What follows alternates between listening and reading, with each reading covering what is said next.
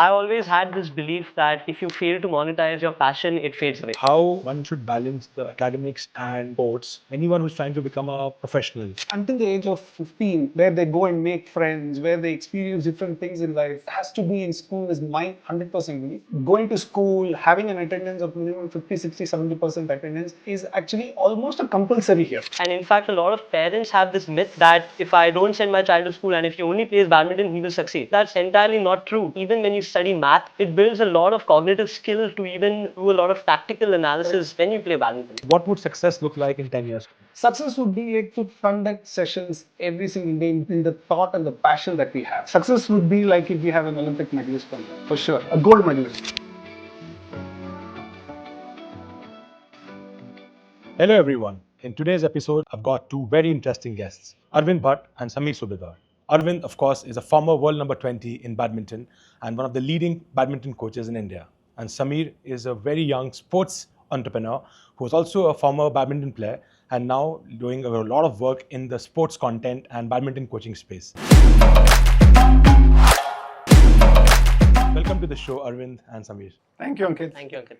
So we are sitting here in a very interesting setup of the Simply Sport Badminton Academy, which of course you and Arvind and Sameer run. So how did this happen, Arvind? Like, you've been a coach for so many years now. After playing, you took up coaching as a full-time profession, and now, of course, in collaboration with Simply Sport, you've set this academy up. But what was the vision behind setting up a professional setup, like, professional academy versus just a grassroots setup? Yeah, so been running academies since 10, 12 years now, and my passion obviously lies in making champions, world beaters.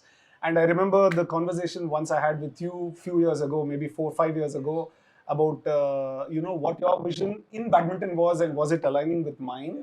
And I felt the mix was absolutely perfect, bang on. And I think that was the time I decided that we should do this together with the vision that we both have in the elite academy space. Yeah, so but Arvind, elite academy space is a tougher piece. It requires a lot of capital versus running an academy or a chain of academies which can be for grassroots where you can collect a lot of fees from a lot of students. So why this choice versus the other? Like, why an elite academy?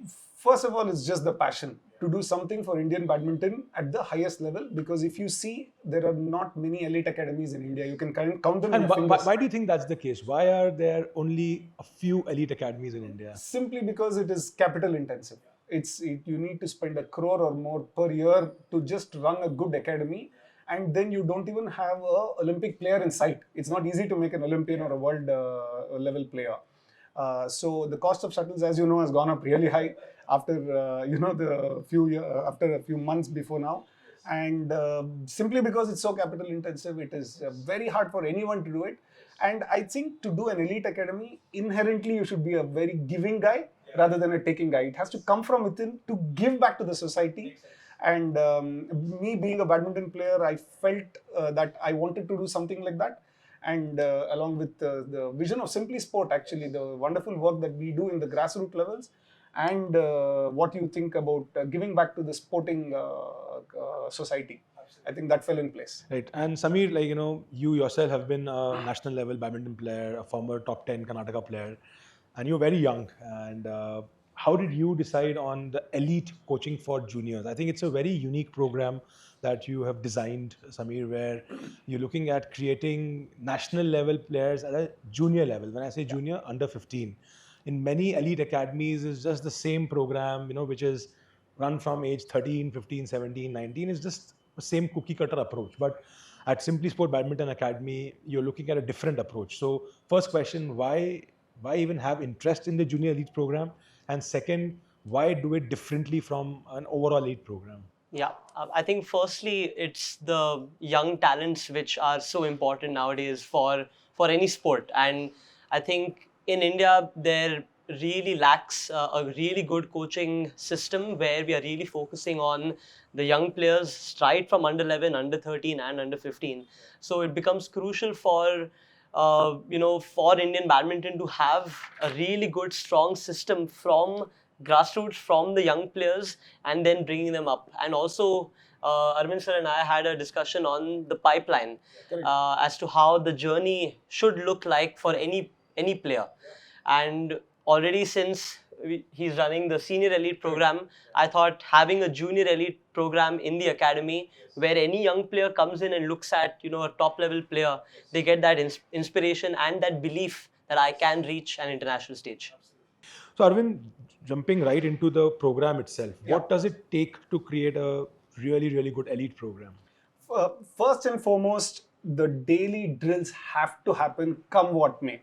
I don't know if you remember, even in COVID, we ran the academy. Even in the lockdown, we ran the academy. So, discipline in terms of conducting session after session after session and not to worry about the shuttle costs. I realized over a period of 10 years that any academy can cut costs by making the drills little lesser in terms of using shuttles, maybe cut down half an hour of session and maybe at the end do some training and then cut on shuttles, but that doesn't work. For the benefit of viewers, Yes. Some people may not be badminton experts here. Why are the shuttles so expensive? Why do people cut down on the shuttle cost?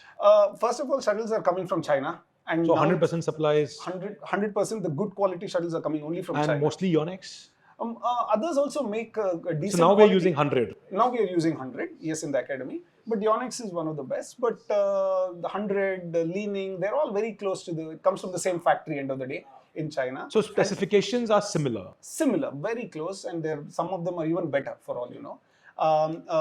But the problem lied, if you remember, Chinese people started eating pork more rather than duck or goose more. So that's why the consumption of goose was not there. And then that's how the shuttle cost went up really high. Even though it was high already, it went up very high. One box of shuttle, 12 That's shuttles an cost interesting, of course, right now, given the war, we're seeing how commodity prices change because of something happening somewhere else. This is an Correct. interesting lesson on the overall geopolitical or a social situation Correct. changing the cost of some other commodities. Correct. Over 1 year, 1.5 years, it's become 1.5 times. I mean, can you believe it? And So our fees- elite academies, one of the biggest differentiation is just the shuttles being there. Yes, just the shuttles being there. You could easily choose to just one day just do some shadow practice, footwork, or some training and skip using shuttles. Versus, actually when the kid is in the mood to play, hit hard smashes, give him more shuttles. That small differentiation not many coaches can make. Not many academies can make, and they don't have the guts to make it also because then the cost of shuttle is more. So one is shuttle. What else? And then the discipline to conduct the sessions. You tell that you have a session on this day at this time, it has to happen. Many coaches, many academies, just skip sessions. I've seen that it just doesn't happen. The players are coming in, there's no coach, or they've left another coach to do the job, and it just doesn't happen. So basically, the chief coach has to be on the court. I believe that a chief coach has You to think be on court. could be a little controversial question, but you think in some of the elite academies it's not happening? Definitely the chief coach in some of the elite academies are not attending sessions. I know that, and they're giving it away to the junior coaches. But I would believe that at least 75% attendance from the elite academy coach has to be there. The chief coach has to be 75% attendance on court. And what are the other areas? One is just the coaching and just the equipment and the shuttle being there, but how would an elite academy or the curriculum or the program be different from a regular academy? Definitely the other parameters, right? Like diet, mental training, physical training, and then the right time you give them the physiotherapy effort.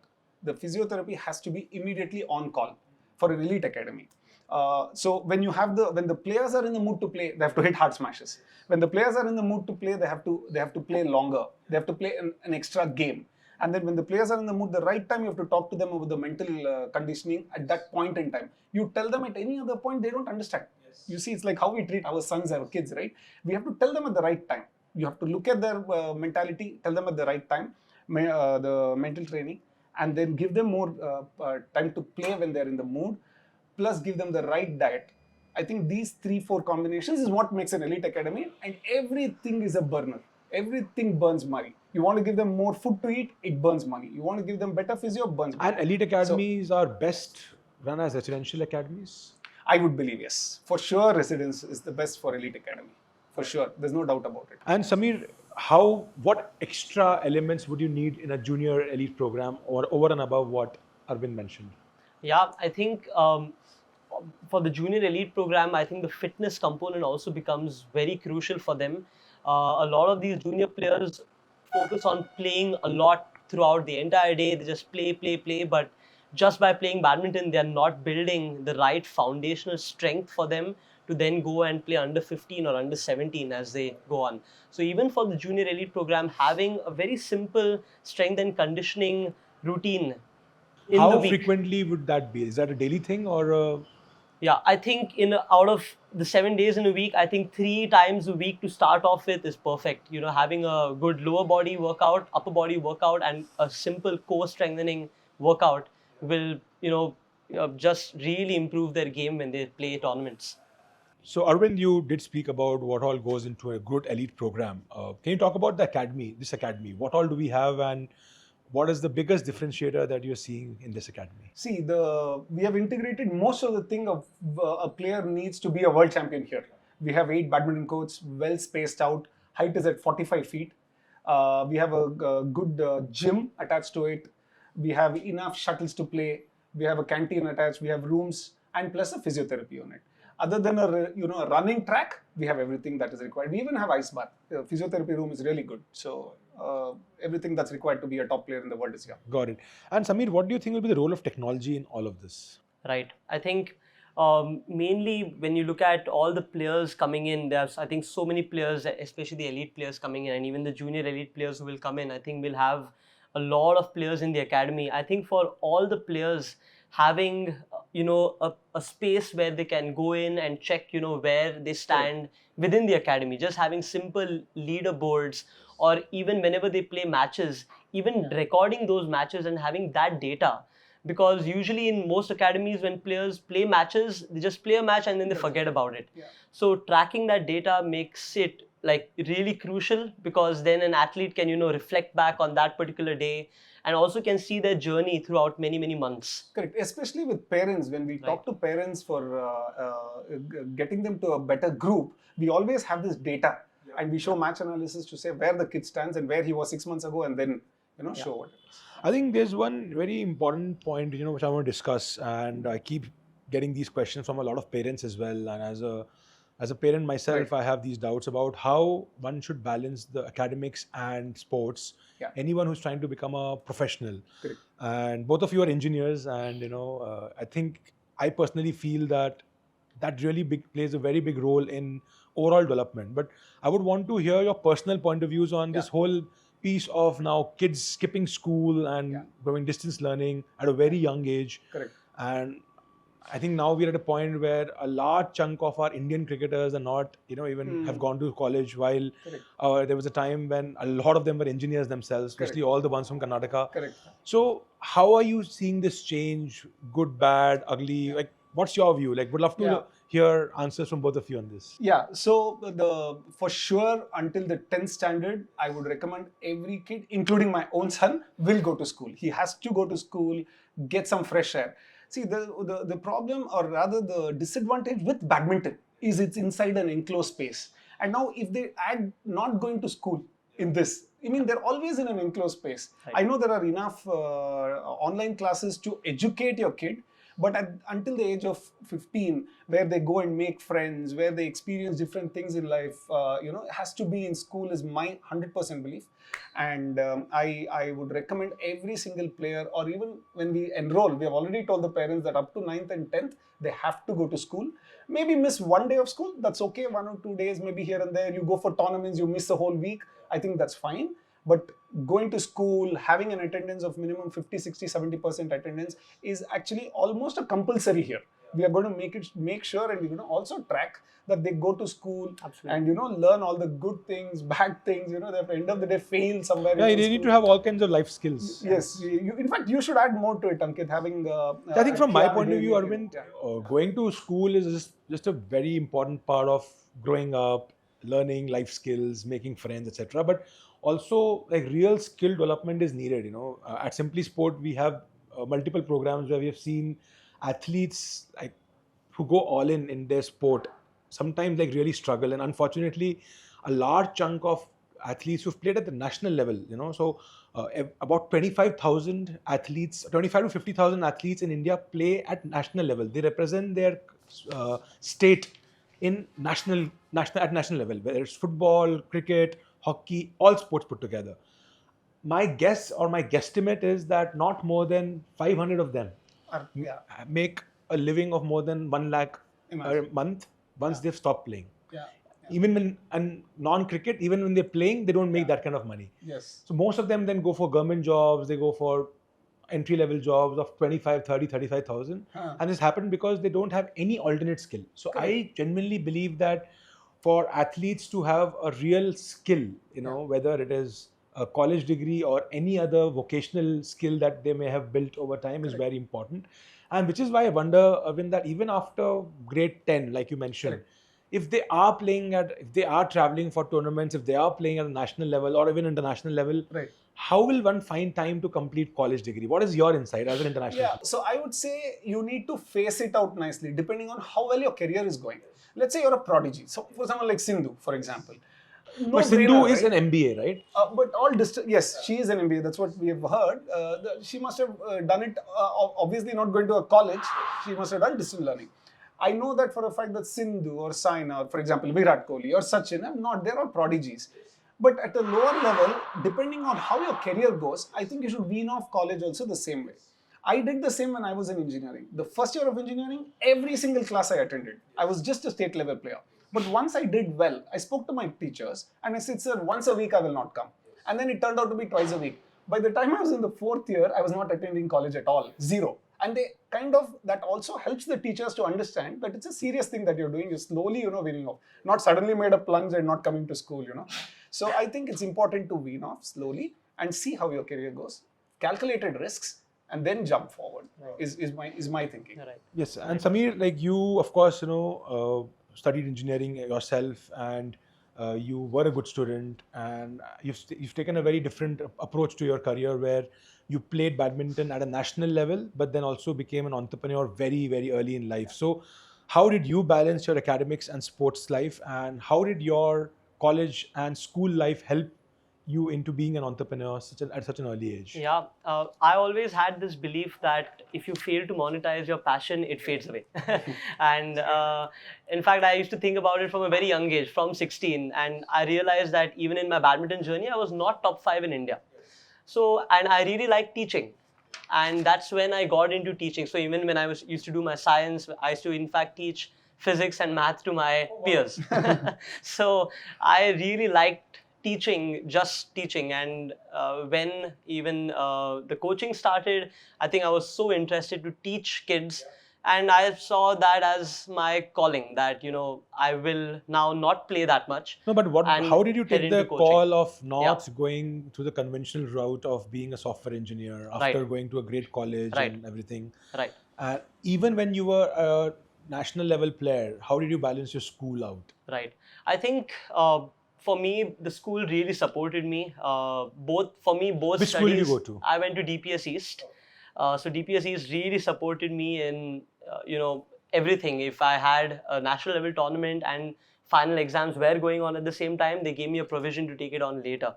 So the school really supported me in that. And in fact, a lot of parents have this myth that if I don't send my child to school and if he only plays badminton, he will succeed. But that's entirely not true, because I think even when you study math, for example, it builds a lot of cognitive skill to even do a lot of tactical analysis when you play badminton, which a lot of parents miss out on. Makes sense. And for me, whenever I used to do a good math paper, it used to in fact help me during my games day. So Absolutely, no, I've seen that. And time management, right? We Right. should not leave out the point that there is a managing of time for the kid to understand how valuable time is in the whole day. yes, Yeah.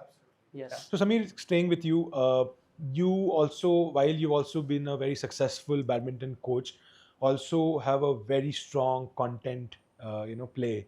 I think you have close to 1 million followers now on your channels, where, you show some small tricks and tips and a lot of content around badminton. So how did that journey start, and how does that help your professional athletes here in Yeah. the whole journey? Yeah, I think a lot of players and even coaches, whenever they're doing something, they fail to showcase what they're actually doing on their day-to-day life. So even when I started coaching, I thought it was very essential for me to just showcase viewers across the world about how to give warm-up, what drills to do, how to play certain shots.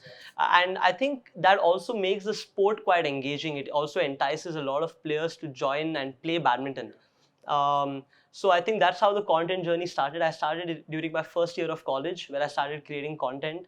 I never thought I would reach so many followers, but I just kept doing it every single day, and over a period of time that accumulated to a large following.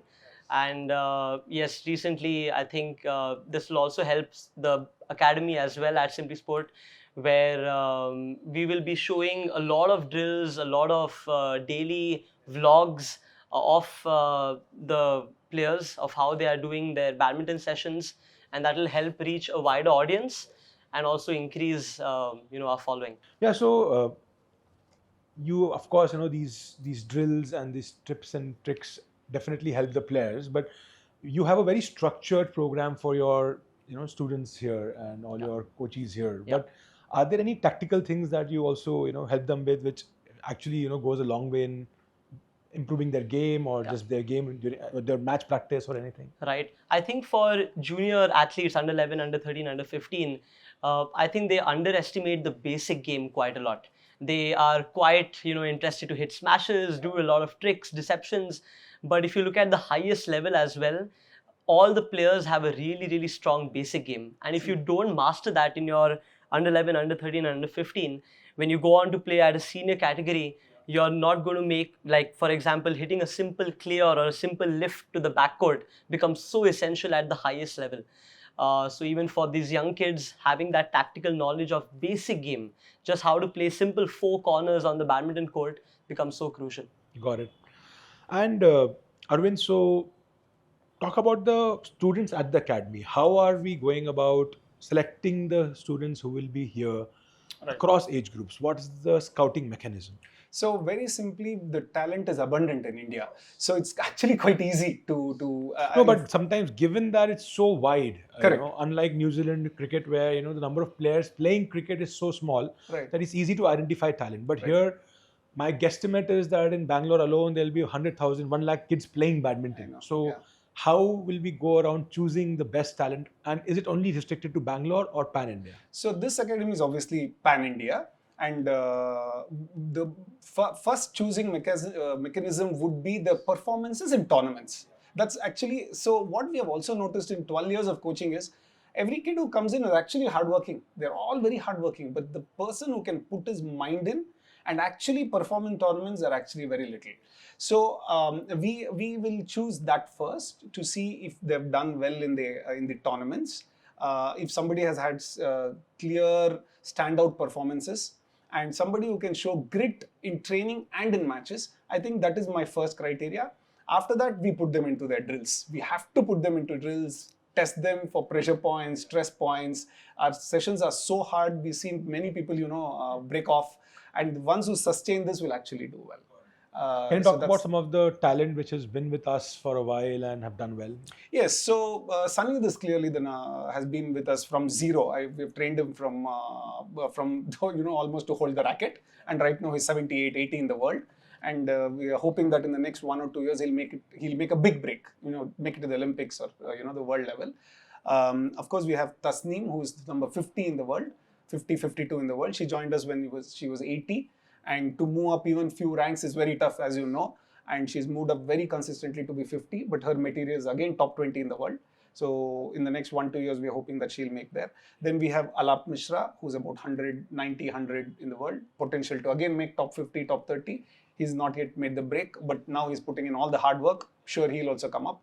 And then we have Arijit, who's about 150 in the world. Target is about 100 in the next 1 year. And then we have many young talents. There's Harshad Satish, who's with us, just joined a year ago, already made big jumps. He already won a national ranking tournament, and we're hoping he'll make it to the World Juniors and somewhere top in the world.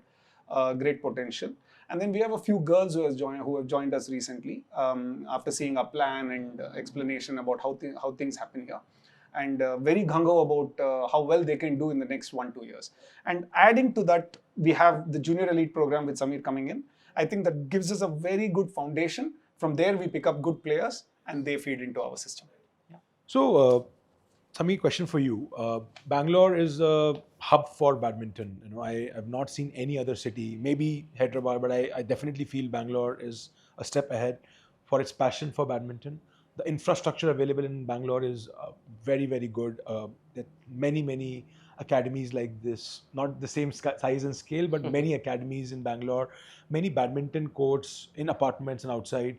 So a lot of adults also play, and really good talent. You've seen the above 40 tournaments and corporate tournaments, etc. I also try and play sometimes. So I have seen that there are a lot of adults who are using badminton as a means of recreation, fitness, and just stay connected to the sport. So I know we have plans of an adult program as well. In the time when our professional players are not playing, we want to give space in the academy for an adults program for players who are not professionals but want to use badminton as a means of fitness and recreation and sport. So how are you thinking about it? What would the design of that program be? Yeah, right. I think a lot of adults who are now going on into playing, many of them were not able to succeed during their college days. So and they had passions of doing that. But I think now, given the fact that they're working in their jobs, they have a lot of free time in the evening to come in and just play badminton. And many of them want to get into a good coaching program. They just don't want to play. They want to get coached because badminton is such a skill game. There are so many skills involved, and I think for adults, their favorite shot to learn is backhand. Yeah. And if they are not able to succeed, then they want to get coached there. So the program is what we have in line is that every evening for 1 hour, from 6 p.m. to 7 p.m. we want to have a structured adults coaching program in the academy.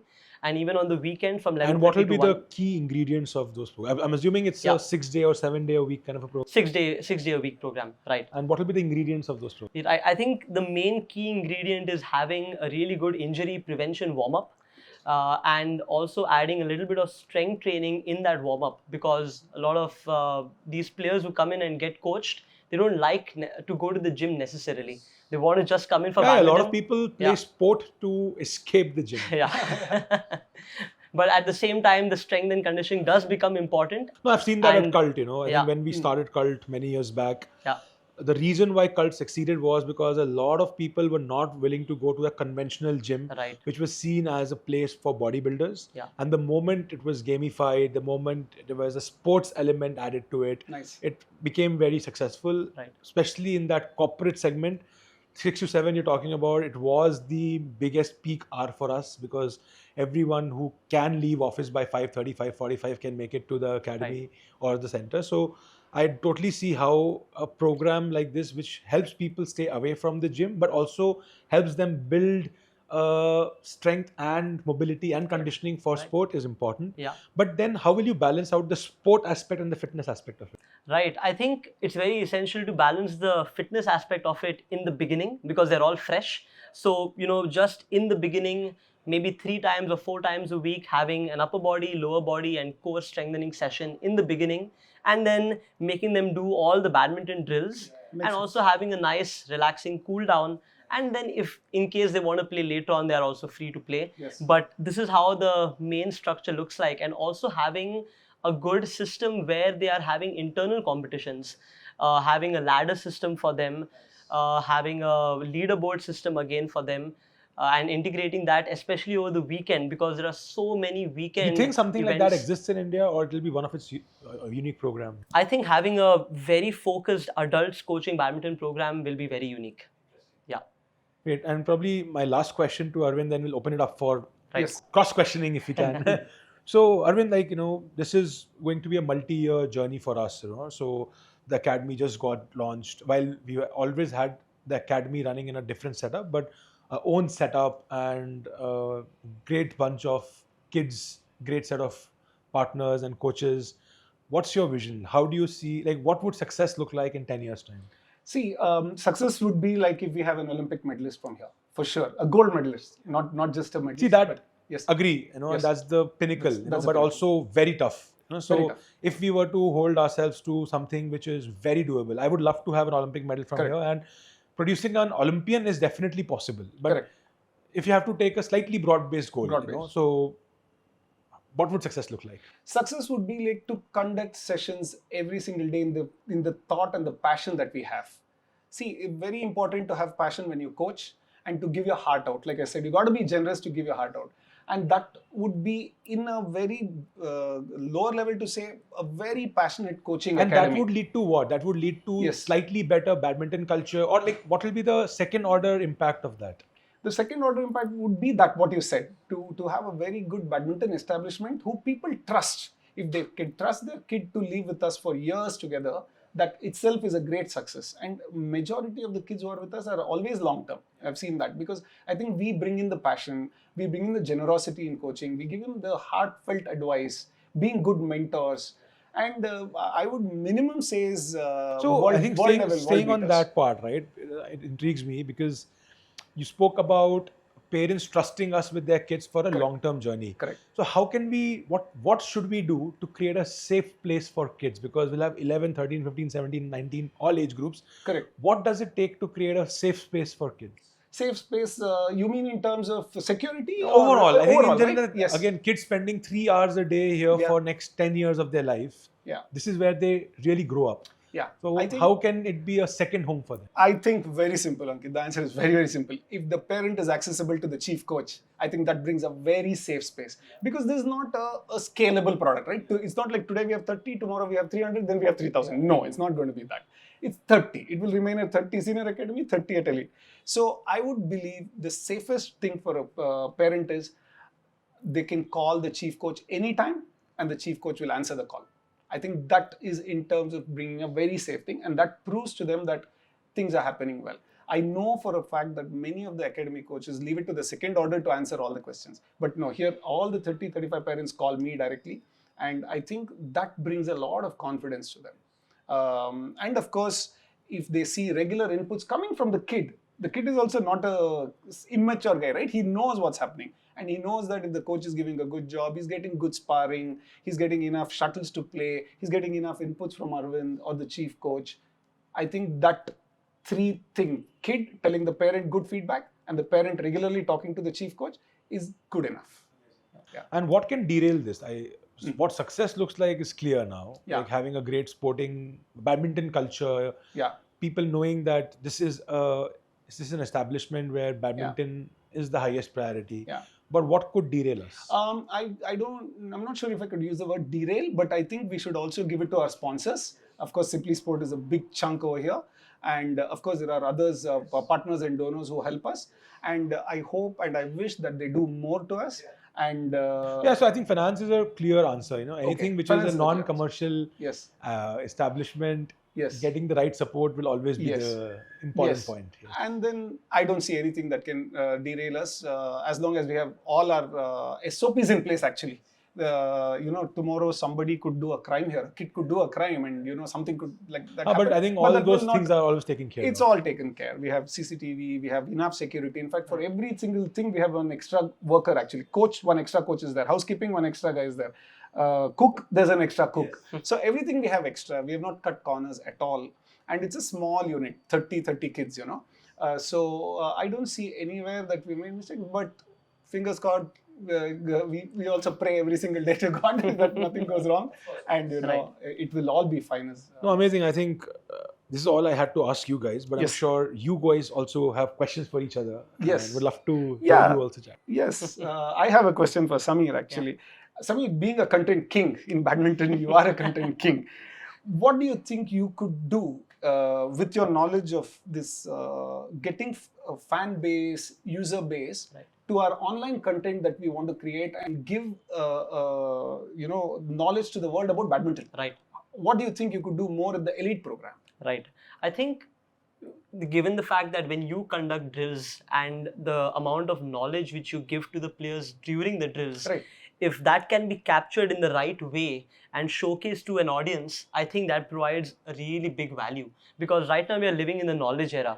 It's not that we are we are restricted to anything. Everything is open out there, and I think sharing your knowledge for the senior elite group to the world will make a big impact. And having regular educational, shorts and reels and even long format video being put out on a regular basis for over a long period of time will create a huge impact for all the badminton viewers out there in the world. Right. Ankit, I had a question for you. What made you take up Elite Academy? Right. So Arvind, I think the Simply Sport Foundation was started 5-6 years back with a very clear goal of helping grassroots athletes, and I'll explain what that means. For us, the aim is to get people to play at a national level. Like I said, the guesstimate is that anywhere between 25 to 50,000 people or kids or athletes in India play at a national level tournament, whether it's a national games or a national level football tournament or a Ranji tournament or anything, 50,000. To power that, the good thing is all these 50,000 people, whether it's a 30,000 job that I spoke of earlier or a 300 crore endorsement that the top cricketer makes, make a living out of it. But I think there are at least 1 million athletes Correct. who are playing at a state level. Correct. We want to find a way to bridge this gap of 1 million to 50,000. Yeah. So the 1 million to 50,000 was what the purpose of Simply Sport has been.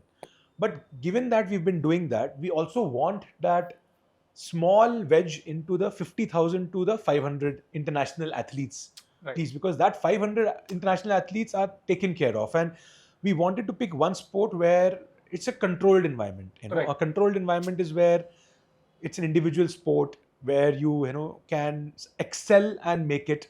I know. There are Understood. other aspects of federations, etc. Correct. Selection, or for Yeah. example. So we believe that this part, which is the Elite Badminton Academy, is just the tip of the pyramid that we're doing. We want to do three things: get 1 million people to the 50,000 level. That's where most of our work happens, mostly in women athlete sport, where district level players are now playing at a state level are playing at a national level. So that's the core of our pyramid. The middle layer is now where we've started work on very early days, where 50,000 athletes were playing at a national level. How can we make them more employable? And that's where some work is happening with Pivot, which is a new program where we're picking 25 girls at a time and making them more employable by giving them like a program where it's called the Pivot program, where they learn basic life skills, basic skills like Excel, presentation, public speaking and whatnot, so that when they go for their job interviews, they can do better. We've partnered with Godrej in the past and placed some of these girls in the Godrej sales role. So the bottom of the pyramid will continue to grow with 1 million people getting to 50,000. 50,000 going to 500 will happen through the academy. And I believe that for us to be successful, we can easily in the next 3 years, 4 years, produce at least 10 top class athletes at the senior level, which means top 10 athletes from our academy and a top 100 level, some at 30, which also gives them access to Olympics. And at the junior level also, I believe, given that we are one of its kind junior program, maybe 20 out of our 30 kids can be in the top 100 in India. And then that becomes the funnel. So I feel that Simply Sport Badminton Academy is the excellence program of the overall Simply Sport Foundation. And I don't see us doing many other sports. Maybe in 5 to 7 years time, pick one more sport. But right now, I think all energies are on this, on top of the grassroots. I think one thing which Arvind and Sameer, we may want to look at in future is to have a grassroots program for badminton itself, so that those programs become a feeder here. Either we do that through a collaboration with someone else, or we run our own satellite centers where we can funnel, because like we said, we have a 30 plus 30 plus 30. I think we'll have 30 adult program that is more like a fitness program, 30 junior kids and 30 senior kids. The funnel from junior to senior is clear now. I think in over the next 2, 3, 5 years, this is the funnel. But how do we identify these 30 kids? Right now we're doing selections, we're doing everything else. Having a very clear funnel of maybe 3,000 kids in India who can make it to 30 here. So that's how I think this program can be really successful in the future. So Ankit, adding to your point, I had a question for you, that as a founder of Cult, a former founder of Cult, you have had that experience of growing so many centers across India, and you have also, of course, seen the tech involved there. How do you see us doing something similar in the badminton space and grow this? I think if I have to think about how and many other things helped Cult grow, but how tech helped Cult grow initial days was one, better utilization of the centers. Most gyms suffer from poor utilization. empty during the empty slots, different slots not working out. But the moment we've democratized the availability of slots, which is what we're trying to do here as well. I know from what you guys have been telling me that we'll use the evening slots for adults and senior and morning slots for kids and seniors, and find a way to get top utilization. And I know we'll use tech there because you can book a court, and if you're a member, you can show up at any point in time for the adults program.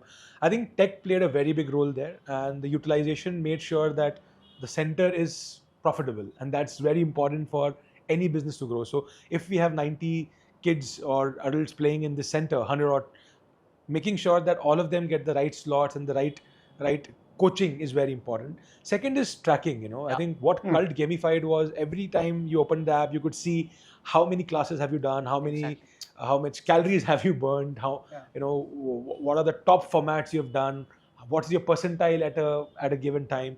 I think you already mentioned it, Sameer. The way we can do it is to have a progress report card for junior kids at least, where again parents are spending time, energy, money. It's expensive. Any sport is very expensive. And parents love data. Yeah, and parents. I think that's their validation. See, half the parents love data because again they didn't make it, and they which I actually don't think it's a healthy thing to do. A lot of parents want to live their ambition through their kids, which I don't think is a healthy thing to do. But unfortunately, that's something which also drives them. So if they see that my kid spent 100 hours on the court last quarter or last month, and it was so they feel it's worth it. So sometimes data is helpful. So we also need to be careful about what kind of data we share, and it does not become data on demand where parents ask all kinds of things. Other areas I think is I know we're planning to do that where we'll have a lot of video led tracking, content led tracking, etc. It will be very helpful. So content-led tracking, during the pandemic, Cult online classes became very popular. So I think that's also the future of content here, Sameer, where kids who are not able to access this academy, we democratize that for them. I was in Jaipur and I met someone, a professional coach, who mentioned that he follows your content, he follows the Simply Sport content. So I think that could be also our way of giving back to a society where if you're not able to access this academy for geographical reasons or even financial reasons, if I may, then you can get free content. So content tracking, just utilization of the slots, etc. I think tech can play a big role. Fantastic. Arvind, so I have a question for you. So you were mentioning that in the senior elite program, there are 30, 35 players who are currently playing. And for them to later on go on and, even monetize their career, how do you envision them? How do you envision all the 35 players playing at an international level, and how can they consistently play a lot of international tournaments? Because that is when they have, the ability, or they can start earning money from badminton. Yes. See, the first thing that I see missing in all our top players is, to be very honest, this is a very crude answer, they're not putting their minds in it. I want them, first step is, we have given them the infrastructure, shuttles, everything, sparring, ratio on court is excellent, coaches are there. But their mind every single day to make it happen is probably lacking a little bit. That's what we are trying to drill into every single player. Now, coming back to the point that, how they can monetize this. First, they have to perform. That's the mind has to be ready to perform and give the best for the academy, state and the country and to themselves. The next is to be a little bit social media savvy also. I think some of them are very confused between not using their mobile and using their mobile. Okay, I should not use my mobile, but use it for any business purpose, or to read an email, to do a WhatsApp to your, give reports to your sponsor, for example. Sponsors are always angry with the kids. The one very important thing that we heard recently, Ankit, is oil companies have stopped recruiting badminton players. And why would that be? That's simply because the players are not ready to play the one tournament that the oil company conducts every year. In fact, recently even Ashwini was telling me the same thing. That, we have to encourage the kids to go and play oil tournaments. When we were recruited, until Ashwini's time, we were hoping to play the oil tournaments because we wanted to win it and prove a point to somebody who's paying us money. But now it's not happening. But luckily, now at the moment, there's a PSPB oil tournament happening, and Lakshya has actually entered, which is excellent. If he and Pranay and everyone can play this, Ashwini is playing it, I saw that. So excellent. But I think that's another thing the kid is not understanding. They think that, okay, I should not use a mobile, but use a mobile to at least send WhatsApp to your sponsor. So do you think them having a good social media profile on Instagram, or even Definitely for they like how should. Access is doing it, Yes, does Look that at make a Access. big impact? Yeah. It does definitely, and they should be educated in this. Right. Kids are getting confused between using mobile and not using mobile. So these are the couple of few things that they can make changes in their progress, and you will see that India will actually be like a China, producing like badminton players like out of the factory types, because talent is there, the hard work is there, parents are putting in the money and time, there is a diet, everything is there, so. No, amazing. Anyway. I think that brings us to the end to the show. Ankit, I had a question. Oh, why not? Yes, absolutely. What's your daily routine, Ankit? Being an entrepreneur, I can totally imagine how stressful your life is.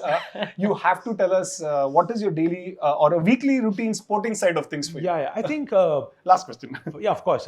No, I think it's a good question, because people always look at a sports person's life and feel that it's stressful, but also an entrepreneur's life has to be very disciplined. So I think discipline has to be a cornerstone for any success in life. So I try to stay disciplined in 3 areas. One is just time management, being able to allocate time at work on things which are important versus things which are not important. I think the framework there, Arvind, has always been like really segregate urgent and important. Correct. Just if you can actually draw down a 2x2 on urgent on a scale on urgency and importance, then you actually figure out that many times we end up spending time on things which are not urgent, not important. And it is just lying there. It's sitting on your desk and gives you a mental overload. You always think my to-do list is so long. The other important thing is that what I really actively go after are things which are urgent but not important. This means that you procrastinated in the past. And that actually shows your time management skills. And I think this is something which a lot of us in life can follow on, like really looking at the list which is urgent, not important.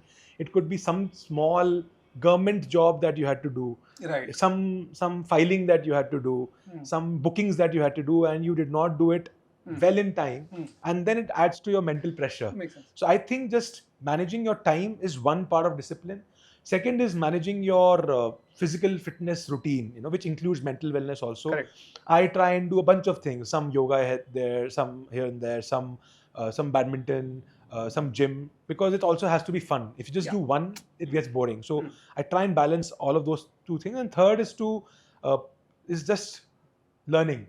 I think that's also very important, because between your family life, and I'm of course carving out family life, that's also a very important part. I think that's probably the 4th pillar, where if you have a son who's growing up so fast, and of course you have to spend time with your wife, your son, it's a common pitfall where people just get so involved in the other 3 buckets that they do. So here you have to have rituals. You have to find time. If your son is playing a sport, then be on the court, just being around, because otherwise his school time, your office time, and his badminton time, then there's nothing left. So finding pockets to spend time with family is important. Finding hacks, dropping here and picking there. But the third bucket, which is I'm talking about, is learning. I think that's something which is super critical. People really stagnate at peak, and sometimes stagnate before peak. And I'm hoping that I hit my peak at some point in time before I stagnate, and learning becomes very important. For me, learning comes in forms of reading, meeting people whom I think I can learn from, and it can be anyone. It could be a badminton coach, whom I am trying to learn from to understand what my son can do better, or even someone in the content industry to understand how can content. So finding ways of continuously learning. Reading will be a 50% bucket there. I think you can save so much time if you're not watching content which is not learning content. Of course, entertainment is important, but a lot of time now I feel people think that if they're watching educational content, they're learning. Actually, in most cases, that content is not designed to make you learn. It's actually just another form of passing time. Correct. Because the 60-minute video will not be the same as reading a 300-page book. It is not the same, and I really feel reading is a very important part of everyone. I would love to read more, but given all the 3-4 things that I carved my time out for, reading becomes very important, and meeting people, and in that meeting being very open to just learning, just hearing out. It could be anything. So that's how I spend my time. Awesome. Fantastic.